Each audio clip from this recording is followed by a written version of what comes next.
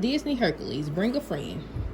Hercules was training to be a hero, and boy, was it a lot of work.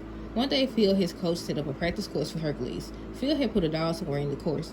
He said it was to practice damsel in distress, and Hercules was supposed to rescue it. So the hero in training barreled into the first section of the course, a darkened cave. Herc plunged into darkness and fell headfirst into stagnant water. Yay! Hercules spit out the watery water and scowled. Feeling his way through the dark water with his feet, Herc noticed something slithery slipping around his ankles. Snakes! He hurried toward the other end of the cave and dove into the daylight, shaking the last snake off his feet. Panting, Herc lay down on the grass to rest for a moment. Rest later, Phil shouted. Herc slowly rolled over. The dog had to be around there somewhere.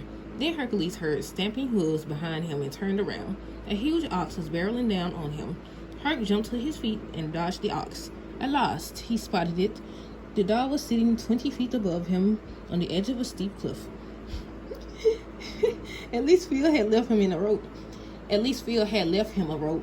In fact, it looked as though Phil had left too. Gripping the first rope in his jaws, Herc inched steadily upward. He was about halfway up when Phil lit the end of the second rope, which was soaked with oil. The fire raced up the rope toward a stack of dry wood under Herc's damsel.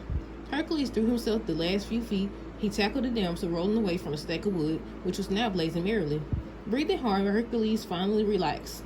And another thing, Phil's gruff voice echoed up to him from the base of the cliff.